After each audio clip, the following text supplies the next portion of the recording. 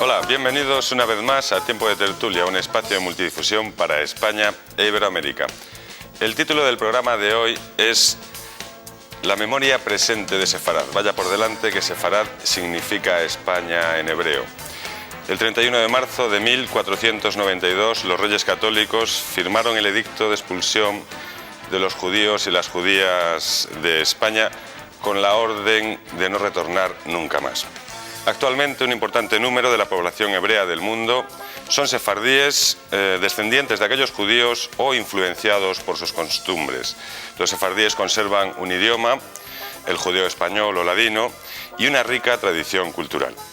Hoy, para conocer mejor la realidad de los sefardíes en el mundo, reunimos en Tiempo de Tertulia a los siguientes invitados. Don Herz Inbar, embajador de Israel. Bienvenido, señor Inbar. Shalom. También está con nosotros don Jacobo Israel, él es presidente de la Comunidad Judía de Madrid, director de Raíces, revista judía de cultura y coautor del libro La Comunidad Judía de Madrid. Bienvenido, don Jacobo. Bien hallado. También está con nosotros don Jacob Hassan, él es investigador científico del Consejo Superior de Investigaciones Científicas de Madrid. Bienvenido, señor Hassan. Me alegro de estar aquí. También está con nosotros don Miguel Sánchez. Él es musicólogo, especialista e investigador de música sefardí. Bienvenido, señor Sánchez. Hola, gracias. Y también está con nosotros don Javier Castaño. Él es doctor en Historia Medieval y es investigador del Departamento de Estudios Hebraicos y Sefardíes del Consejo Superior de Investigaciones Científicas. Bienvenido, señor Castaño. Muchas gracias. Hola. Como he dicho en mi introducción, hoy vamos a hablar de los sefardíes y para centrar un poco el tema le vamos a dar la palabra al señor Javier Castaño. En fin, él como historiador, investigador histórico, nos podría explicar un poco, brevemente, ya sé que es difícil, señor Castaño, cuando se produce la expulsión de los judíos de España, ¿hacia dónde van esos judíos sefardíes? ¿Por dónde se distribuyen? Bien, sí, empezaré haciendo quizás, si me permite, en un minuto una aclaración sobre una cosa que usted dijo. Sefarad no lo podemos traducir automáticamente como España, es un término que tiene una mayor complejidad y es un término muy flexible a lo largo de la historia y va designando realidades histórico-geográficas o histórico-políticas muy diferentes, ¿no? Entonces, alertar un poco a esa ecuación Sefarad-España. Y tendremos tiempo de profundizar en eso porque hay una... volvemos sobre el tema porque sería interesante. Un segundo aspecto también que querría señalar es que en 1492 no se expulsa a los judíos de España, sino que se expulsa a los judíos de las coronas de Castilla y Aragón, incluido Sicilia, pero no, por ejemplo, los judíos de Navarra, que siguen manteniéndose en sus comunidades hasta 1498. Entonces, bien, de todas maneras, los años 90 del siglo XV sí es una época de grandes cambios en todo el Mediterráneo occidental y entre ellos está evidentemente el de la salida y también la conversión de muchos judíos que optan antes o después por una conversión para quedar en sus lugares de orígenes. Muchos judíos que salen también de sus sitios de asentamiento se dirigen bien hacia Portugal, probablemente la gran mayoría de los judíos que optan por el exilio en Castilla, o bien hacia otros lugares del mundo mediterráneo como son el sur de Italia, que está en unos momentos de una inestabilidad política bastante grande, hacia el norte de África también, ya los que salen de todos los reinos y unidades políticas de lo que forman la Corona de Aragón, que van hacia otros lugares del Mediterráneo, pero fundamentalmente, ya digo, Portugal hacia el oeste, por parte de judíos castellanos, en su gran mayoría, y luego no hay que olvidar también los que se quedan, bien en Castilla, bien en Portugal, y van saliendo paulatinamente a lo largo del siglo XVI, que eso es un fenómeno también que está todavía por estudiar, todo el tráfico, el trasvase de población de origen judío que sale, por ejemplo, de Portugal en el siglo XVI y que se dirige hacia lo que es el Imperio Otomano, hacia el Mediterráneo Oriental, donde encuentran bastantes facilidades de asentamiento que no tenían en el occidente del Mediterráneo. ¿Hay unas estimaciones así de cuántos? Hay muchas estimaciones y yo creo que no sería realmente inútil hacer una estimación exacta porque es imposible. Ya digo que la salida no es inmediata en muchos casos. Hay muchos judíos que salen, muchos que vuelven y muchos judíos que se quedan y salen después, muchos años después. Entonces, recuerdo hace años en un congreso en Jerusalén, una de las grandes cuestiones que se estuvo debatiendo fue precisamente en cuestiones cuantitativas de cuántos judíos salen. Y había una tremenda disputa entre historiadores españoles que rebajaban la cifra y historiadores israelíes norteamericanos que subían esa cifra, ¿no? Pero habría que pensar, es decir, las cifras normalmente que han dado los cronistas hispanohebreos modernos o medievales, tardomedievales, o las cifras de determinados historiadores que hablan de 200, 300.000, 400.000 judíos que salen, yo creo que son muy exageradas. Habría que rebajar mucho esa cifra. Pero ya digo que no creo que sea tan interesante hablar de números como del impacto. Y el impacto fue traumático, ¿no? Muy bien, ya tendremos ocasión de profundizar. También está con nosotros el señor Jacob Hassam. He dicho que los sefardíes conservan una lengua, ahora veremos el ladino o judeo-español. El ladino judeo-español es una lengua viva, es una lengua muerta y procede de lo que se hablaba aquí en España o demás sitios, señor Hassam. Bueno, me voy a permitir continuar lo que ha esbozado el profesor Castaño.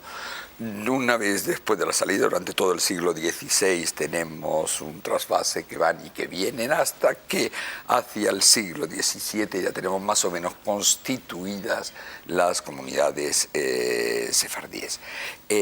No estoy divagando en lo histórico, sino que mi contestación a la pregunta viene por aquí. Entonces, ya hay una especie ya de estabilización de esas comunidades sefardíes, mayormente en el área mediterránea oriental, lo que era entonces el Imperio Otomano.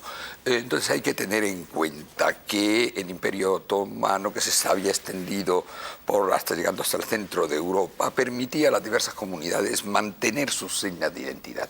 Una vez asegurado el dominio político, entonces todos los pueblos, de ahí han resultado los problemas actuales en muchos casos, pero permitía a la población eslava seguir manteniendo su lengua eslava y su religión, a la población griega, etcétera, y también a la población judía seguir manteniendo su religión y su lengua propia. Esa es la razón por la cual, no obligados a cambiar, mantienen la lengua, su propia lengua, de modo natural. Su origen está evidentemente en el español no medieval, como se dice, sino renacentista de la época de la expulsión, y a partir de ese momento evoluciona, como es natural que evolucione toda lengua viva, en algunos casos paralelamente al español general de España y América, en otros casos de modo divergente, y hasta llegar a, en cierto modo, hasta el día de hoy, pero a partir de la última generación de modo ya mucho más débil. ¿Por qué?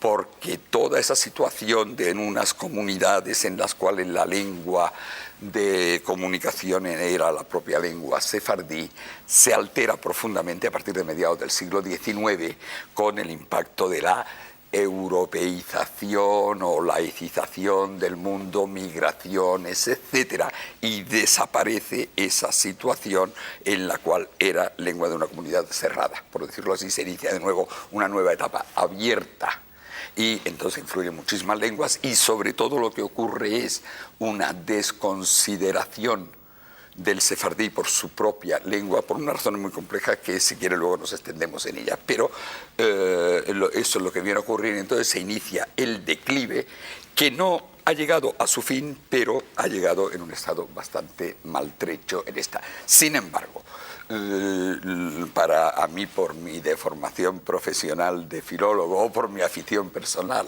o por lo que sea, más interés que lo que ocupa las portadas de los periódicos y en general, que es que si cuántos lo siguen todavía hablando y que si se sigue manteniendo y demás, que está sujeto a discusión y en muchos casos a opinión tendenciosa. Lo que para mí tiene importancia es toda la literatura producida durante todos esos siglos, que eso es un valor innegable y que eso permanece, siga habiendo sefardíes que lo hablen o deje de haberlos. Literatura que está escrita en hebreo. No está escrita en hebreo, está escrito en letras hebreas, pero en lengua sefardí. Y esa es la razón, el que esté en letras hebreas y aparentemente pueda aparecer en una lengua extraña. Quizás eso ha influido bastante en lo insuficientemente conocida que está esa literatura y por reacción en en nuestro interés en que eso se incorpore realmente al patrimonio cultural de todo hispanohablante a través de trabajo de investigación, a través de ediciones o a través de, por ejemplo, por mencionar, de actos como este seminario filológico de lectura comentada de textos sefardíes que vamos a tener dentro de poco tiempo en el aula de la lengua de San Millán de la Cogolla. Te pongo el ejemplo por ser cercano, pero está en la línea de decir lo que importa fundamentalmente es toda esa producción literaria de los siglos pasados, a ver si de una vez por todas se destierra la idea de que el sefardí es únicamente una lengua familiar, únicamente una lengua casera, únicamente una lengua testimonial. Muy bien, señor Hassan. También está con nosotros don Miguel Sánchez, musicólogo especialista en música sefardí, una de las manifestaciones sefardíes pues, más vistosas, ¿no? y que han, digamos, llegado al presente pues, con cierta pujanza, una música preciosa. ¿Cuáles son las bases de la música sefardí? Sí es cierto que ha llegado, sobre todo en los últimos años, con una cierta pujanza, pero yo abundaría un poco en lo que ha dejado Jacob Hassan dicho sobre la literatura, sobre la lengua, en el sentido que quizás sea lo más popularizado de la cultura sefardí, pero tal vez por eso lo más sometido a bastante manipulación desde el punto de vista pues, actual, comercial y sobre todo de difusión. Yo diría que en estos momentos el repertorio sefardí o la música sefardí está un poco inmersa en un cierto caos en el sentido de quizá falta de concreción de lo que realmente es la música sefardí, de desconocimiento de ese repertorio y caos que se produce entre los músicos que se acercan al repertorio por el interés que tiene y sobre todo en quien oye ese repertorio, porque se puede encontrar con 200 músicas sefardíes muy diferentes, interpretadas o escuchadas, y no sabe a qué atenerse, ¿no? ¿Qué es realmente la música sefardí? Y yo creo que es en principio porque hay también un cierto error conceptual del propio término sefardí, de lo que representa la cultura sefardí y dentro de la cultura sefardí la música. Y yo he tenido un ejemplo hace poco que realmente me produjo perplejidad y al mismo tiempo preocupación. Un concierto que yo realicé con el grupo que dirijo hace unos meses en uno de los más prestigiosos festivales de música religiosa europeos, aquí en España. El título del concierto era El canto espiritual judío-español. Evidentemente, pues, los cantos litúrgicos se interpretan en hebreo y era la mayor parte del programa del concierto. Algún canto paralitúrgico, alguna copla en judío-español. Y cuando apareció, una de las críticas que apareció del concierto, muy buena, por cierto, en el sentido de que le había producido al crítico un impacto emocional y tal, pero comienza diciendo que se había sentido confundido porque él pensaba que iba a asistir a un concierto de música sefardí y lo que había escuchado era una serie de cantos en hebreo. Yo cuando empecé a leer esto me preocupé seriamente porque no sé qué entendía este hombre entonces por sefardí o por música sefardí. Tan sefardí es un piyut que utiliza un texto de Yehuda Halevi, uno de los grandes poetas hispano-judíos medievales, que se sigue todavía cantando en Rosh Hashanah, por ejemplo, como un canto de boda o como un canto ocasional o como un romance que sí tiene su origen posible en el romancero hispánico. Todavía hoy, hace unos años lo leí, pero sigo leyendo, por ejemplo, en algunos comentarios a ediciones discográficas de piezas sefardíes, Estas eran las canciones que se interpretaban por las callejuelas de Toledo, Córdoba o Sevilla en el siglo XV. Uno mira lo que contiene ese disco y son todo piezas ocasionales, la mayor parte del cancionero lírico, que prácticamente es de dominio público, o debería serlo. Su origen es posterior al siglo XVIII, luego difícilmente las podían cantar los judíos en España en el siglo XV. Es decir, son errores de concepto que quizá están engordando un ovillo cada vez más grande y entonces ya hay tal confusión que se puede entender por sefardí, por música sefardí, me estoy refiriendo exclusivamente a la música, pues ya cualquier canto que en realidad tiene poco que ver con... O sea, hay bastante confusión respecto a lo que es sefardíes y tal. Señor Jacobo Israel, bien, usted vive en España, es judío. Actualmente la comunidad judía en España es numerosa. ¿Se consideran sefardíes los judíos que viven ahora en España? ¿Hay unos judíos sefardíes? Bueno, los judíos y España es una historia, digamos, que ha tenido numerosos altibajos. Como decía Javier Castaño, en el 92, en 1492, no se fueron todos los judíos de España, unos siguieron saliendo, y no solamente en el siglo XVI, sino el XVI, el XVII y aún el XVIII. Hay registros, por ejemplo, de la comunidad de Burdeos, que hablan de gente llegada en España en la segunda mitad del siglo XVIII. Pero no eran judíos públicos. En España desde 1492 no hubo judíos públicos y hasta 1834, con el final de la Inquisición, no se permitía la existencia legal de judíos en el país. Digamos que empezaron justamente a partir de ese momento a llegar judíos europeos fundamentalmente, y a partir de la Constitución de 1869 fueron llegando judíos por los múltiples avatares que la historia europea ha tenido y la historia también mediterránea, la historia del Imperio Otomano. Llegaron judíos, digamos, con los pogromos de Rusia, con el caótico final del Imperio Otomano y el comienzo de los nacionalismos en los países del este de Europa. Y llegaron judíos en número relativamente importante dentro de la masa con total de refugiados de la Primera Guerra Mundial que llegaron a España, vinieron judíos.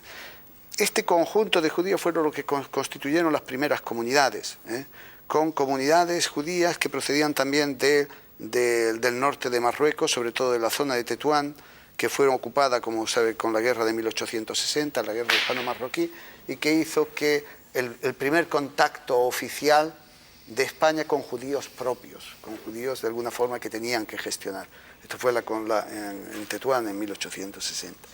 Y el conjunto de estos judíos en la historia ha tenido varios altibajos, porque tuvo también otro altibajo con la Guerra Civil Española y el nacimiento del periodo franquista, donde hubo una prohibición, no de vivir los judíos, pero sí de tener sinagogas, etc. Hubo 10 años oscuros, incluso se creó un archivo judaico por el temor a la peligrosidad de los judíos sobre la España homogénea y monolítica que se deseaba, no porque se fuera antisemita, bueno, es una historia más compleja.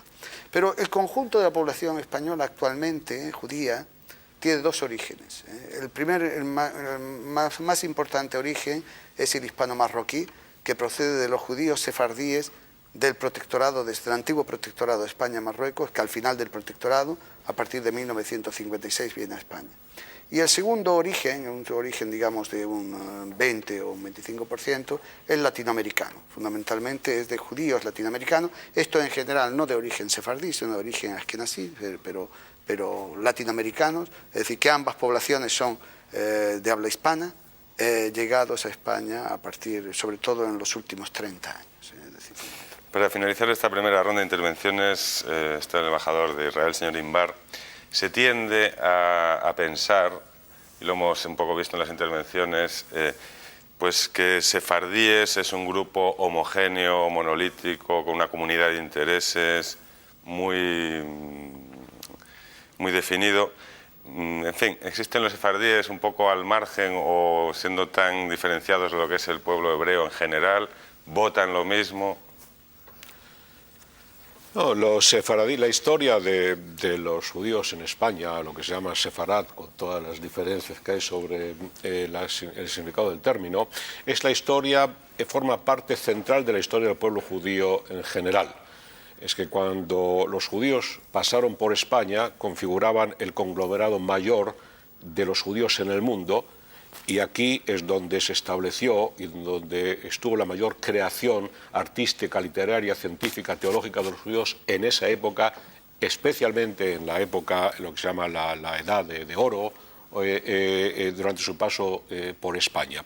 En ese sentido no hay diferenciación.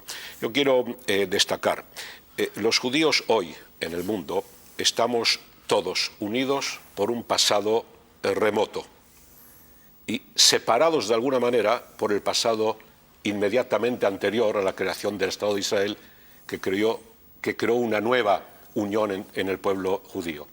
Pero si hay un puente entre lo que fue Israel antes de la expulsión por los romanos hace 2000 años y lo que es hoy día el pueblo judío, ese puente es precisamente el paso de los judíos por Sefarad. Yo diría que el paso por Sefarad es un hito importante, una estación importante en el largo periplo de retorno del pueblo judío hacia Israel. Y la razón que lo digo es la siguiente. En Sefarad es donde los judíos recrearon la literatura en hebreo, por ejemplo, luego de la expulsión de parte de los romanos. Es aquí donde se escribieron textos jurídicos, teológicos, científicos, literarios, sin los cuales no se puede entender hoy al pueblo judío en general, sin diferencia entre sefaradíes o askenazí, y no se puede entender al Estado de Israel sin la creación de los judíos en Sefarad durante su paso por estas tierras. No hay teología judía sin Maimónides, no hay filosofía judía sin Ibn Ezra, sin Ibn Gebirol, sin el mismo Maimónides, no hay poesía hebrea sin Yehuda Levi, que se ha mencionado. De modo que, curiosamente, y paradojalmente en las apariencias, pero no tanto si se profundiza, fue durante este paso por Sefarad, en donde los judíos gozaban de una relativa libertad de expresión, mayor seguramente que en otras zonas en esa época, es donde también se sentaron las bases del retorno del pueblo judío a su tierra. El señor Castaño estaba moviendo así la cabeza cuando... Quería preguntarle, hiciera una precisión. Askenazí, explíquelo un poco para que la audiencia lo sepa, para saber qué es Askenazí. Vamos a ver, a grandes rasgos se puede identificar, y evidentemente no es una explicación científica ni exacta, porque admite muchas matizaciones, pero a grandes rasgos ya aproximadamente desde fines del primer milenio, es decir, desde el año 1000, incluso un poco antes, en textos hebreos tanto del norte de Europa como del mundo mediterráneo, los judíos vienen utilizando dos términos que ya se encuentran en la Biblia, dos topónimos, uno que es Ashkenaz y otro que es Sefarad. Aparecen en el texto bíblico. Y ya desde esa época, en el mundo judío se vienen identificando con esos dos términos dos grandes núcleos judíos culturales que van surgiendo a partir de entonces, a partir del año 1000. Es decir, el año 1000, por utilizar una fecha 1000, un poco antes, un poco después, nacen dos grandes centros culturales en el occidente.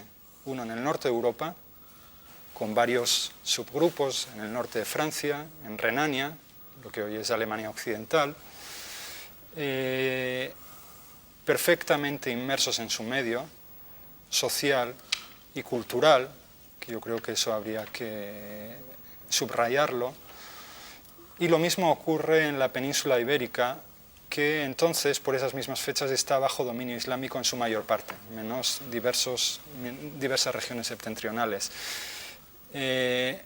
Comienzan a partir de ahí a desarrollarse dos tradiciones religiosas, litúrgicas, culturales, que podríamos calificar de tradición sefardí, tradición askenazí. En términos medievales se puede identificar Askenaz con lo que serían los límites del Sacro Imperio Romano Germánico, es decir, no estrictamente lo que hoy entendemos por Alemania, sino también norte de Italia y este de Francia. Ya si miramos hacia el sur, Sefarad, este otro núcleo que surge entonces, son dos núcleos independientes de Oriente, del Oriente babilónico, lo que hoy es Irak, que es el gran núcleo del judaísmo en la segunda mitad del primer milenio, pues en la península ibérica, ya digo, bajo dominio islámico, se tiende a identificar por parte de los propios judíos arabófonos, es decir, de lengua árabe, se identifica ese territorio que está bajo soberanía islámica, que en árabe se denomina Al-Ándalus, se identifica con Sefarad. Entonces, eso lo encontramos, por ejemplo, en los siglos XI, XII, incluso todavía a comienzos del XIII en textos hebreos, que identifican Al-Ándalus con Sefarad, con lo cual territorios como Cataluña, que estaría bajo dependencia en unos momentos de Francia, vamos, del rey de Francia, o los condados castellanos, o lo que es el Reino de León, están fuera de Sefarad, según estos textos altomedievales. Ya en el siglo XIII, sobre todo en época alfonsín, en época de Alfonso X el Sabio, que empieza a haber un desarrollo historiográfico muy importante en lengua romance y empieza a utilizarse y a tener una conciencia no política, pero sí cultural y social de una entidad que podremos denominar España. Entonces empieza a identificarse ese sefarad medieval con esa idea de España, que no es, y repito y subrayo, una unidad o no es una entidad política, que no existe hasta épocas mucho más recientes, ¿no? Sí, que actualmente, digamos, sefardí es una tradición, askenazi, digamos, de otra, ¿no? Son los dos grandes. Habría que seguir. Y les recuerdo que la tertulia es libre, pueden entrar, intervenir libremente. Si algo de lo que se ha dicho les sugiere algo, ¿alguien tiene algo que decir? Con la salvedad que lo que es la creación especialmente teológica en Sefarad rige y es vigente para todo el judaísmo hoy. Es decir, las enseñanzas o los libros de Maimónides son libros aceptados, enseñanzas, reglas aceptadas por todo el judaísmo, sin diferencia de Askenaz o Sefarad. Algo que, bueno, yo dudo, pero posiblemente yo esté equivocado, pero no sé si el término Askenaz figura en la Biblia. Yo creo que no. Sefarad sí, en Ezequiel.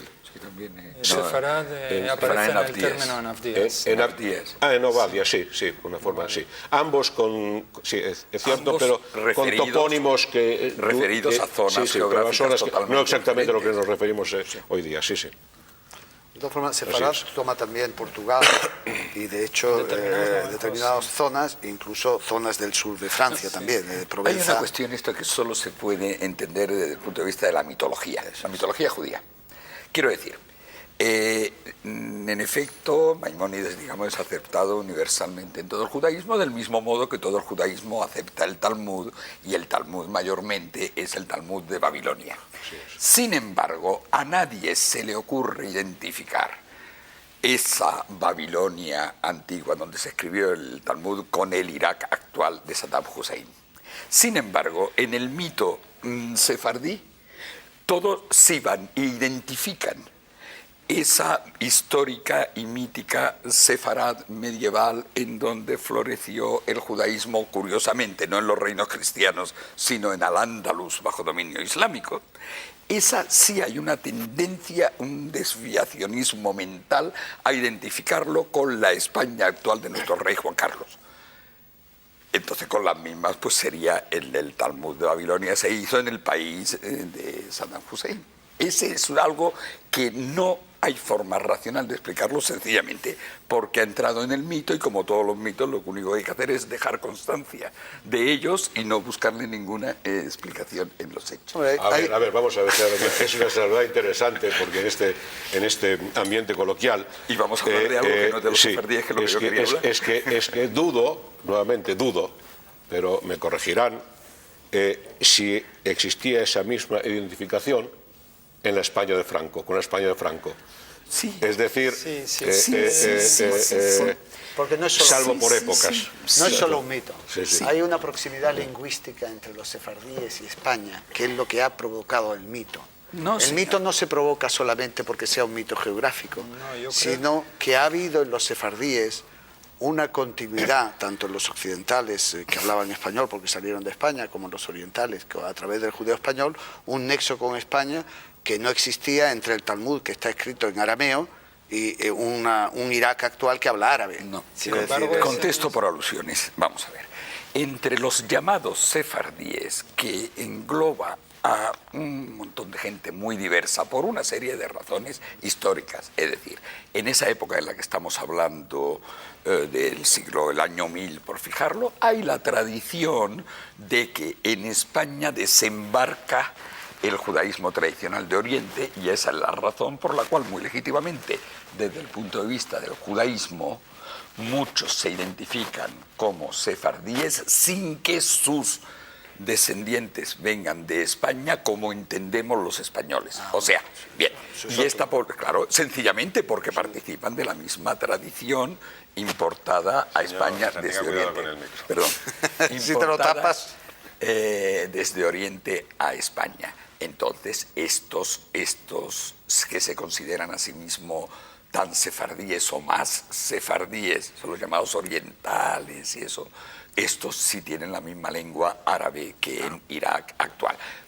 Me refiero a que, denominados como sefardíes, desde nuestra óptica, lo que nos interesa a nosotros, desde el punto de vista español o hispanista, es ese aspecto de ser oriundo de España y especialmente de mantener la lengua. Pero lo cierto es, y no se puede negar, que bajo la denominación de sefardíes, y sobre todo desde el punto de vista judío, entran muchísimos que no proceden de España. Entonces, la cuestión de la semejanza lingüística afecta a una parte y a la otra. Estoy de acuerdo, pero hay dos mitos. El mito de los hispano-judíos. El mito de los hispano-judíos, que yo prefiero utilizar el término hispano-judíos en lugar de sefardí, sobre España es un mito que no es tal mito, sino que hay un nexo lingüístico realmente importante. El mito de los sefardíes, digamos, de tipo ritual o que se asimilan, este puede ser un mito más lejano y forma parte de... Yo creo que hay un tema que debería quedar claro conceptualmente para los telespectadores y que lanzo como pregunta a todos los presentes. ¿Se puede hablar entonces de todo lo que estáis diciendo? ¿Se puede hablar de sefardismo o de sefardíes antes de la expulsión, o el sefardismo como tal aparece después de la expulsión? Es decir, es un hecho cultural cuando ya los judíos de origen hispano están fuera de la península. ¿Se puede hablar de antes del siglo XV de sefardíes o simplemente de judíos españoles como cualquier otro habitante del solar hispano? Bueno, yo creo que... Porque es un hecho que produce confusión. Vamos a ver, antes de la expulsión lo que hay que hablar es de judíos, y muchas veces yo creo que se emplea el término quizás se emplea el término sefardí por evitar el término judío, que puede tener una carga peyorativa, depende en qué persona, o pensar que eso puede tener una carga peyorativa. En los textos hebreos, o cuando un autor firma como sefardí, cuando firma en hebreo. Por ejemplo, el caso de Maimónides, cuando firma, vive la mayor parte de su vida Rambam en Egipto, y él firma como Rabbi Moshe ben Maimón ha-Sefardí. La traducción de eso es el que viene de Al-Ándalus, porque es lo que él intenta decir, que él viene de la parte islámica de la península ibérica. Es que Rabbi no puede ser otra cosa que judío. Sí. Y luego, cuando hablamos de judíos españoles, yo creo que también hay que matizar, porque ya digo, no hay una conciencia de judíos españoles antes de la expulsión. Hay judíos que son de Cataluña o de lugares de Cataluña, de lugares de Valencia, de Castilla, judíos castellanos. Y yo creo que también se ha generalizado mucho esa idea que los judíos son más españoles que nadie, porque son los únicos que comparten las... Pero yo creo que ahí se parte de un presupuesto inexistente, que es España como unidad política no existe todavía, ¿no? Y como realidad política no existe todavía. Entonces habría que hablar de judíos de tal sitio, ¿no? Antes de la expulsión. Ya después de lo que ocurre ya es un término o una cuestión ya diferente, y sobre todo aquí habría que diferenciar judíos que salen de España hacia otros lugares del mundo mediterráneo y judíos, sobre todo aquellos que van al norte de Italia y lo que son los Países Bajos, que acaban adquiriendo una personalidad comunitaria y religiosa y cultural bastante diferente, ¿no?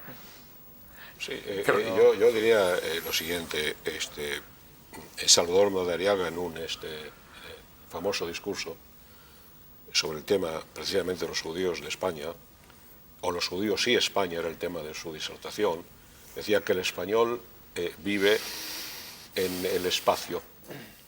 Cuando se le pregunta a un español de dónde es, dice yo soy de Andalucía o inclusive del pueblo en donde ha nacido. Dice, en cambio, el judío habita en la historia, vive en el tiempo.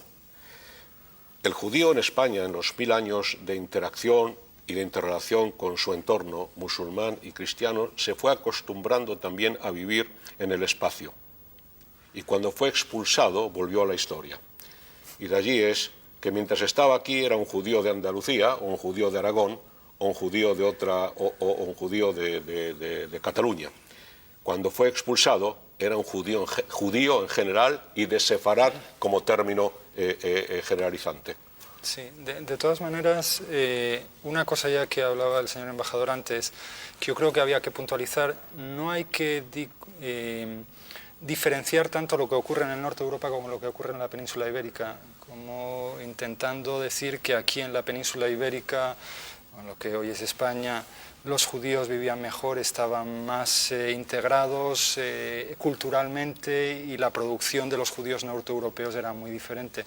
Yo creo que se ha acentuado demasiado y aquí hay mucho de mito, hay mucho de memoria histórica. Esto y que no es historia la Arcadia ¿no? feliz de la España de las tres culturas, donde se vivía estupendamente, esto es un mito también.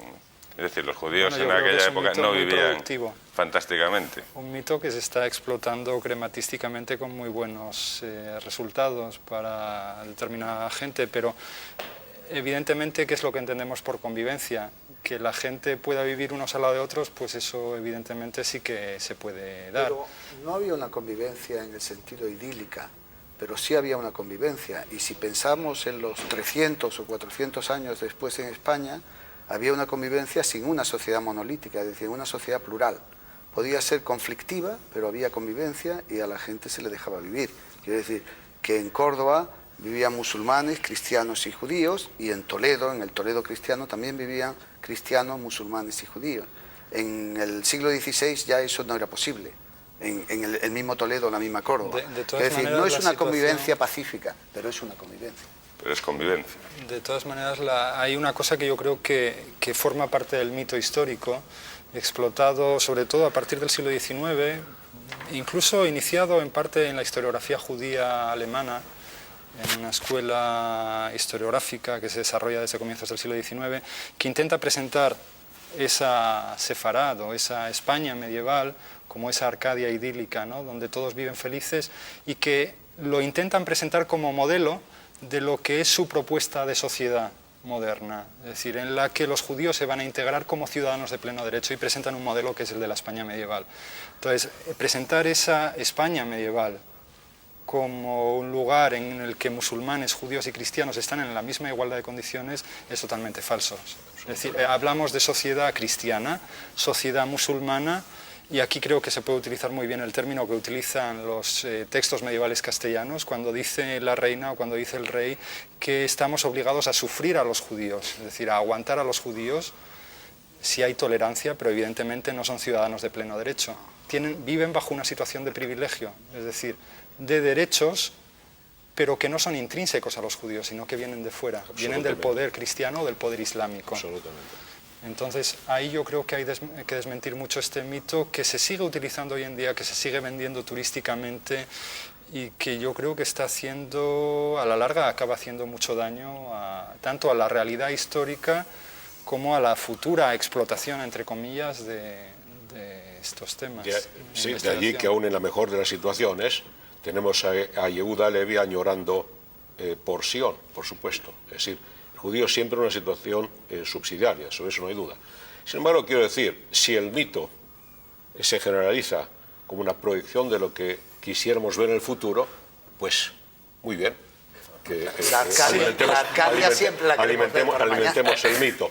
Sin embargo, en la percepción judía, sí, eso hay que matizar, en la percepción judía, la expulsión de España se conmemora en la fecha que conmemora todas las grandes desgracias del pueblo judío. La mayor, por supuesto, la destrucción del templo, el 9º día del mes de Av. Y en la tradición judía, la expulsión de España se conmemora en esa misma fecha. Es decir, en la proyección histórica, el judío consideraba esta expulsión también como una mayor desgracia, mayor que otras expulsiones en otros territorios europeos. Sí, eso es verdad, Sí. pero también hay que decir que España, o los reinos hispánicos, la Corona de Castilla, Aragón, probablemente fue de los últimos países que expulsó a judíos. Eso no quiere decir nada, por ser el último no quiere decir que uno sea menos cruel. Pero hay que tener en cuenta precedentes medievales, y lo que hizo terrible la expulsión, esa expulsión, llamemos de Sefarad, es que en cierta manera fue definitiva.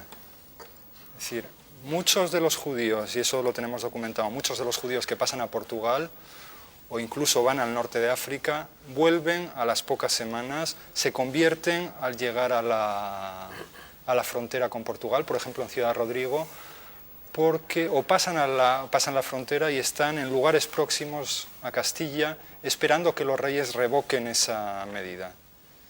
El golpe definitivo viene 6 años después, en 1499, que los reyes católicos, y eso es mucho más duro que la propia medida de la expulsión, los reyes católicos emiten un edicto por el cual condenan a muerte a cualquier judío que pise tierra española. Aunque sea converso. No, evidentemente el que se convierte, según a los ojos de la Iglesia, ya deja de ser judío. Y ahí entraríamos ya en un problema de tipo jurídico. Me gustaría introducir una cuestión actual, el tema pues, de que sefardíes piden la nacionalidad española y que hay voces que dicen que, bueno, que eso podría ser, incluso se podría darles automáticamente. ¿Qué hay de todo esto, señor embajador? ¿Sabe usted algo del tema? Bueno, la verdad es que no sé mucho más y mucho menos que cualquier ciudadano judío o no judío de a pie. Yo creo que es un tema bastante difícil, la definición misma. Hablábamos cuál es la definición propiamente de sefaradí. Decía que el pueblo judío desde hace al menos 54 años, es decir, la creación del Estado de Israel, está bastante unido en algunos elementos básicos, y es la referencia desde el punto de vista de su reconocimiento del pasado histórico, la referencia obligada hacia Israel. Es decir, cualquier judío en el mundo que esté en una situación en que quisiera reivindicar su cultura, su historia, etcétera, tiene un punto de referencia que es Israel, sea Ashkenazí, sefaradí, lo que sea. De ahí en adelante hay quienes hoy hablan precisamente de una especie de reivindicación histórica en el sentido de reconocer el hecho de la expulsión y a judíos de origen sefaradita, pues es un tema bastante, digamos, difícil. Hay una cuestión, a mí me parece que ese asunto ya está resuelto en la medida en que fuera un problema que no lo ha sido. Es decir, la última reforma del Código Civil, de determinados artículos del Código Civil en cuanto a formas de acceder a la nacionalidad española, ya se incluye a los sefardíes en ese grupo de, digamos, privilegiados, en el sentido de que con una residencia de 2 años en España les basta y no tienen que estar los 10 años como un sueco, por ejemplo, con todo mi respeto. Entonces, digamos que eso es un reconocimiento simbólico de que son tan de origen español como puede ser cualquier argentino o cualquier peruano o cualquier paraguayo o cualquier otro. La diferencia está en que hoy día sí puede serle fácil a un paraguayo mostrar que lo es, mientras que un sefardí, ¿cómo lo demuestra? Es decir, él no tiene un pasaporte del estado de Sefardía que diga yo soy sefardí. No, entonces, ahí es donde está el problema. Entonces se han buscado una serie de subterfugios del rito, luego resulta que el rito es un testimonio religioso y España como país laico no le puede dar, no puede reconocer un testimonio religioso, es también el cultural. Yo alguna vez he emitido un dictamen diciendo, me consta por el modo de hablar que este chico no, porque era joven y había aprendido español, pero su madre sí es sefardí porque habla ladino. Entonces puede ser el cultural, puede ser el genealógico, puede ser el religioso, puede ser cualquiera, pero en principio al sefardí que quiera acceder a la nacionalidad española está en unas condiciones en las que se le reconoce ese origen español en cuanto a sus requisitos o derecho de estar. A partir de ahí, cada individuo es libre de la opción que quiera de polarizarse hacia Israel o no polarizarse y seguir viviendo en Turquía. Cada individuo es libre. En consecuencia, cualquier cosa que vaya a la generalidad, a la totalidad, es sencillamente está fuera de lugar totalmente. Ya hubo en la historia una opción para la nacionalidad española que se dio en la historia entre España y los sefardíes. En 1924 hubo un decreto ley de Primo de Rivera para el acceso a la nacionalidad española de los sefardíes, a las que se acogieron unos miles de sefardíes, y luego ha habido en la historia contemporánea entre España y los sefardíes varios elementos que yo creo que han sido positivos, como ha podido ser el apoyo de España hacia los sefardíes de Egipto en el año 56, después de la guerra egipcio-israelí, o el apoyo para la salida de determinados sefardíes de los entornos de los países árabes en épocas de tal. Actualmente, como dice Jacob, lo que hay es una legislación en la que más o menos están igualados a los judíos latinoamericanos a la hora de acoger a la nacionalidad a los residentes. Dicho esto sea de paso, ni sefardíes ni latinoamericanos tienen opción de ser hoy día residentes de una forma fácil, es decir, pero este es otro problema. Pero ese es otro problema. Vamos a hacer las cosas un poco más difíciles. Yo mi origen es una familia de Europa Oriental. Pero todos los judíos o ciudadanos de Israel, el hebreo que hablan hoy se denomina hebreo de pronunciación sefaradita. Mi querido embajador. Todos. Sí, casi teóricamente, sin excepción. Pero no en la práctica. No, en la práctica. No. Salvo muy pequeños grupos de judíos ultraortodoxos provenientes de Europa Oriental, el 95%, quizás más, de la población de Israel, el idioma que se usa, la pronunciación, se denomina pronunciación sefaradita, por decisión de la Academia de la Lengua Hebrea en el año 1905, ya que, según esa decisión, el hebreo que practicaban los judíos en Sefarad, en la medida que lo hablaban, era el que más se acercaba al hebreo que llevaron consigo después de la expulsión de parte de los romanos y la destrucción del templo. De modo que si yo hablo en pronunciación sefaradita, quizás soy acreedor a la ciudadanía, no sé. Pero digo que teóricamente, porque en la práctica esa pronunciación sefardí declarada como la que mejor se atenía al modelo masorético, puesta en boca de judíos de habla germánica y eslava, ha resultado algo que no tiene nada que ver. Un ejemplo único. Tú mismo dices hoy teshuvá o tshuvá. Ahí tienes el ejemplo de la tradición sefardí, se dice teshuvá y el shevá inicial suena como plenamente. Todos los israelíes dicen shuvá como si fuera una. Todos los locutores, es un modelo, es un ideal. Todos los locutores, presentadores, maestros en las escuelas, presentadores en televisión y en radio, maestros de escuelas, van a tener una indicación clara que deben decir teshuvá. Y si lo dijeron, que tener la indicación.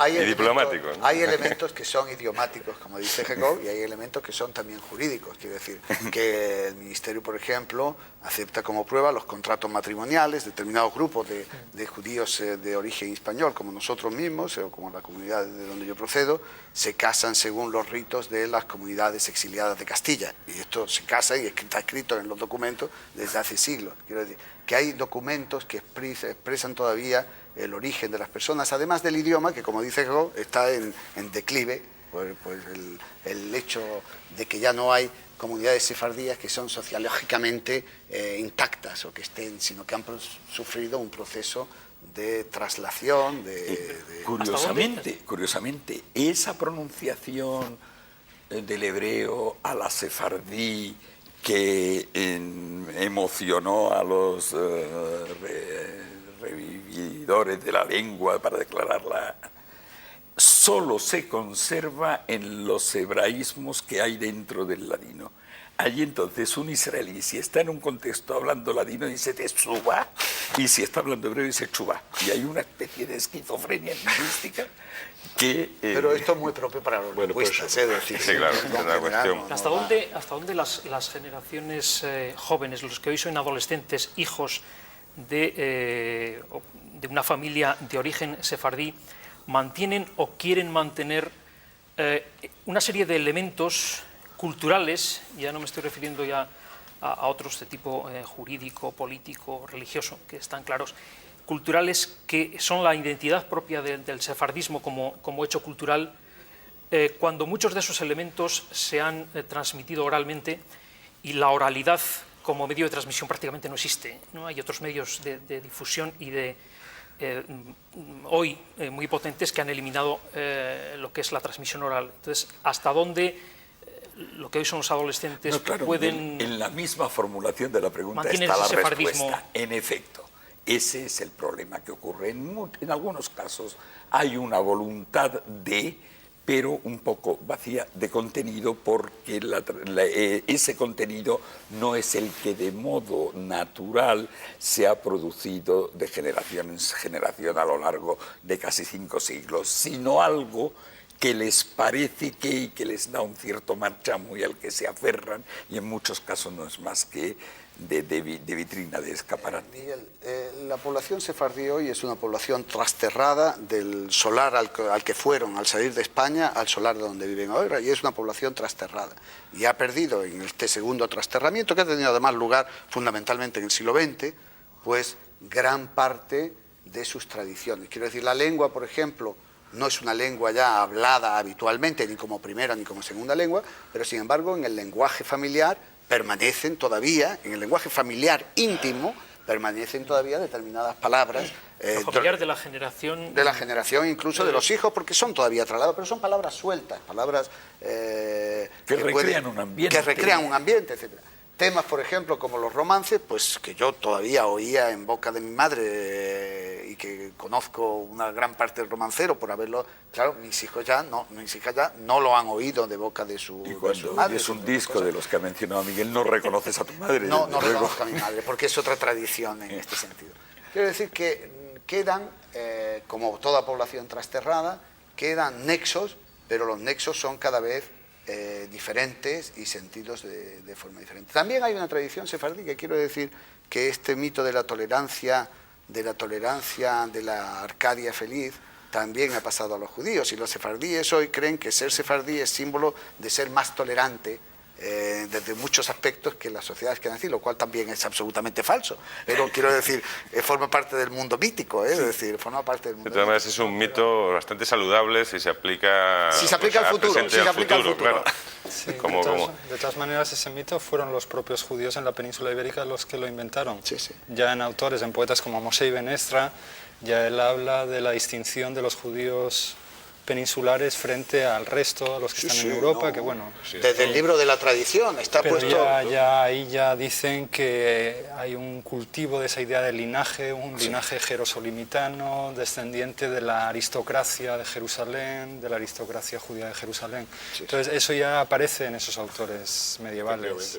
Sí, hay un mito aristocrático, pero es como el Hidalgo. Esa idea de oro es una... ¿Y hay una tradición gastronómica sefardí, por ejemplo, que se conserve ahora? Hay varias. ¿Existe? Y esa sí se conserva.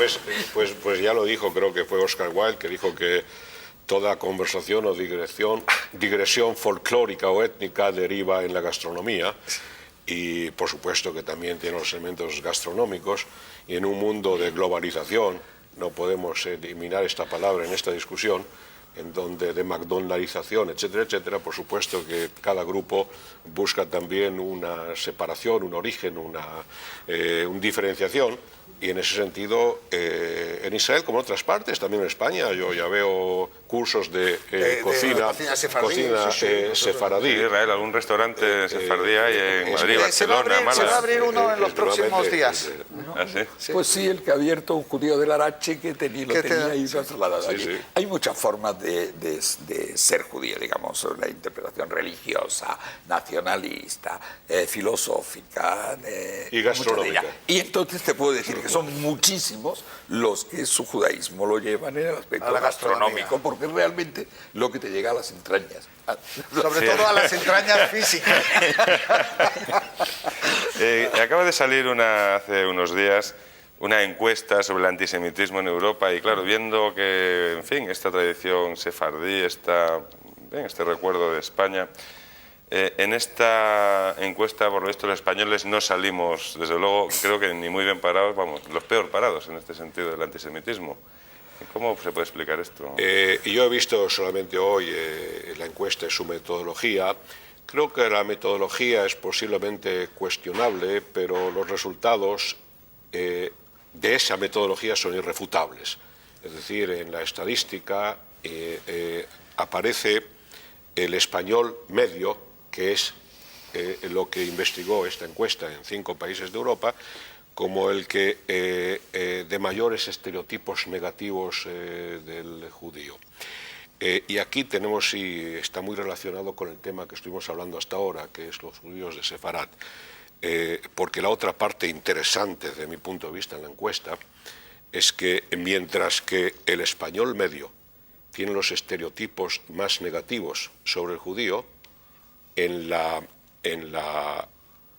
gente que se investigó, en la población encuestada, la española es la que menos contacto tuvo o tiene con judíos.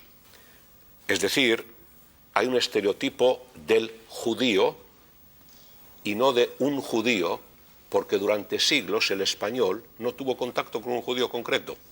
Tenía contacto solamente con el estereotipo o con el judío abstracto de la literatura, presentado por los resabios de la Inquisición, etcétera, etcétera, etcétera. Esa es una parte interesante de la encuesta, aunque habría que estudiarla mucho más a fondo. Apenas hoy yo, por lo menos yo hoy, apenas hoy recibí los resultados y la metodología. Esto es desde el punto de partida que a partir de la expulsión dejó de haber una presencia física de judíos declarados en España y empezó a incrementarse la presencia del judío, lo que lo puede llamar como quiera, fantasmático o mítico, o del judío como proyección de mi idea sobre el judío.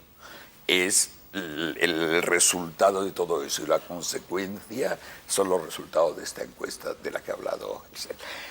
Justamente si hubiera sabido que se iba a suscitar el tema, habría traído el libro muy oportuno para esto, que es el resultado de un curso de cultura hispano-judía y sefardí de Toledo del 99, en que era judíos en la literatura española, judíos tanto como autores, poquitos, como personajes y sujetos. Y entonces allí se tratan los diversos capítulos, según por épocas, como en efecto lo que está muy, muy, muy presente es una proyección de la idea del judío sin darse el caso de que se conozcan judíos directamente hasta una época ya muy tardía en el siglo XIX. Y además, entonces, en ese sentido, yo pienso que esa visión es una visión mítica, tampoco es una visión de conocimiento. Es una visión normalmente mítica, y que nosotros nos hacemos ilusiones de que ya se va, aquello se va corrigiendo, pero es un poco engañados en el cosmopolitismo. Hay que tener en cuenta además que la imagen del judío o el término judío se utilizó políticamente a partir del siglo XVIII.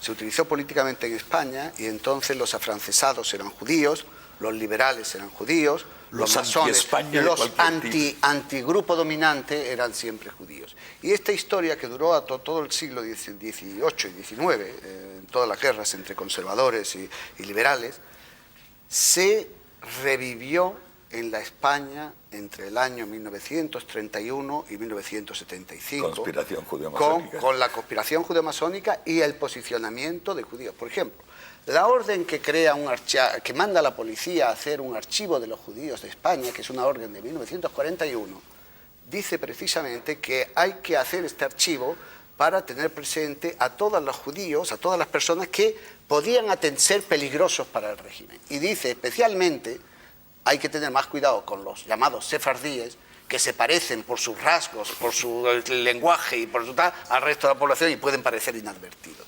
Pero en realidad, para ellos, el judío es una persona peligrosa. Toda la peligrosidad social se ha afianzado sobre el término judío. Es un término político judío que no tiene nada que ver con el judío, pero se ha utilizado la figura del antiguo judío, de la herética pravedad de los inquisidores, a todos los males que el mundo moderno podían amenazar a los poderes existentes. Y este es el resultado de la historia. Quiere decir que esta encuesta, a la que yo no he tenido acceso, pero no me extraña porque no es la imagen del judío, es la imagen de la proyección del judío, ni siquiera es la imagen. De todas maneras, yo también lo que discreparía ligeramente de lo que se ha dicho de que la ausencia de judíos fomenta la creación, o quizás eso he creído entender, la creación de una imagen mítica del judío. Vemos que el antijudaísmo se desarrolla en otros países europeos con una presencia masiva de judíos, donde la presencia no exime de la creación de una imagen mítica del judío. En Europa Oriental, por ejemplo, en Alemania mismo. Es decir, incluso en los años 30, a comienzos de los años 30 o fines de los años 20, en Alemania, donde la presencia del judío integrado perfectamente en la sociedad alemana de la época, y a pesar de eso se va construyendo una imagen mítica de ese judío, y la gente no es capaz de diferenciar o no es capaz de darse cuenta de esa disonancia que se produce. Absolutamente. Y eso es lo que pasa también aquí en España. Recientemente yo creo que es un fenómeno muy interesante la disonancia que se produce cuando uno, hace años recuerdo haber ido a un pueblo de Castilla y preguntar a un señor que estaba por la calle, un pueblo bastante deprimido, y le pregunté que dónde estaba situado topográficamente la judería, y entonces me llevó al sitio y vi cierta tuve cierta sensación de admiración por aquellos judíos y una especie de una impresión de la idea de que cuando los judíos se fueron este pueblo se ha desvanecido, ¿no? Pero por otro lado inmediatamente empezamos a hablar de política actual y Israel. En aquel momento, pues Israel es un país muy agresivo, sin tener en cuenta que los israelíes también son judíos en su mayor parte de la población, ¿no? Entonces se producen disonancias, haya o no haya judíos, entre la imagen del israelí, la imagen del judío medieval, la imagen del judío moderno y la realidad respectiva, ¿no? No es lo mismo la imagen del israelí que podemos tener en España o que presentan los medios de comunicación, por ejemplo, y la imagen que uno se puede hacer de un israelí cuando camina por las calles de Jerusalén o de Tel Aviv. ¿Hay atención por parte de la Administración española sobre el hecho cultural, digamos, sefardí, por ejemplo, la exposición Memoria de Sefarad? ¿Ven ustedes que se presta una atención a...? Yo creo que en general, no sé si es las autoridades, pero en España el tema judío, el tema cultural judío, lo que los judíos representaron, sí se estudia, y yo creo que no es de los países con menos producción literaria y de estudios sobre el judaísmo en numerosas universidades, en numerosos centros de estudio. Hoy tenemos dos exposiciones como esta o la que hay de la hebraica aragonalia, realmente interesante. Bastante, nunca es bastante, quiero decir, pero hay una producción y sería injusto, yo creo, decir que no hay interés cultural por parte de las comunidades autónomas, de los ayuntamientos, etcétera, en el tema judío, en mi opinión. Hay una serie de instituciones que sí, en efecto, acogen positivamente cualquier medida de este tipo. Por parte de las autoridades centrales, en concreto, esta posición de la que hablamos, pues lo que la ha determinado decir, hombre, vamos a ofrecerles, pues se expone en Toledo, pero luego va a viajar por el mundo, vamos a ofrecerle a las comunidades sefardíes para que estén contentos este gesto.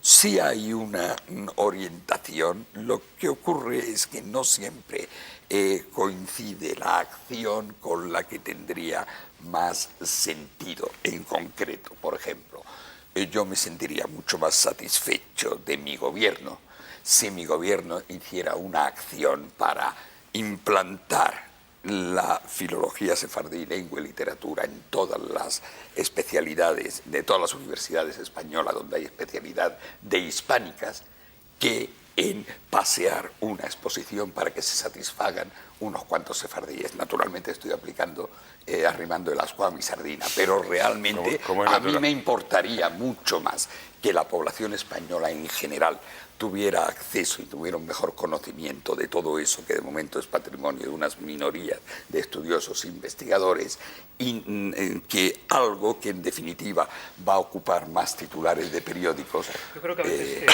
también depende brevemente, estamos finalizando, por favor, brevemente. Sí. Lo que se nos muestra a veces depende a veces más de la sensibilidad puntual de un individuo que está en determinado esto, que no institucionalmente reconocer ese hecho y tratar de potenciarlo.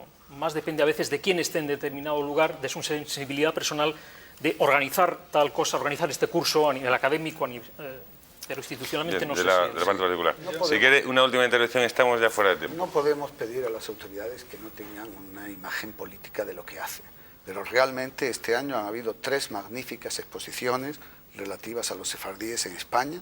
Uno, la Cataluña judía, que ha sido excelente; otra, la memoria de Sefarad, que ha sido excelente; y otra, la hebraica aragonalia, que es excelente. Y yo creo que esto sería absolutamente injusto no reconocerlo. Que unos querrían que se hiciera otras cosas, yo estoy de acuerdo, y que arriquen cada cual el asco a su sardina, pero sería injusto y no me parece que sea oportuno. No creo... No reconocerlo. Y yo quiero agregar, porque es algo que hay que estimular, y es que las 3 exposiciones además estaban acompañadas de programas de extensión al nivel escolar, y eso es muy importante destacarlo. Bien, pues se nos ha acabado el tiempo, hemos estado hablando de Sefarad, los sefardíes en general. Espero que este programa haya valido pues para que los españoles y los iberoamericanos se acerquen un poco más a esa realidad y que, bueno, que cambien, varíen su opinión o lo que revela esa encuesta. Muchas gracias por acudir a la cita de Tiempo de Tertulia. Gracias. Un momento, señor Miguel. Hasta aquí nuestro programa Tiempo de Tertulia, un espacio de multidifusión para España y por satélite a través de ATEI para Iberoamérica. También tenemos presencia en Internet, donde ustedes pueden dejar sus sugerencias, preguntas y comentarios en nuestra dirección de correo electrónico. Hoy, hablando de los sefardíes, hemos contado con los siguientes invitados: don Herl Inbar, don Jacobo Israel, don Jacob Hassan, don Miguel Sánchez y don Javier Castaño. Será hasta la próxima semana en este mismo canal y hora para disfrutar junto a ustedes de una nueva y siempre interesante tertulia con nuevos contertulios que saben perfectamente de lo que hablan.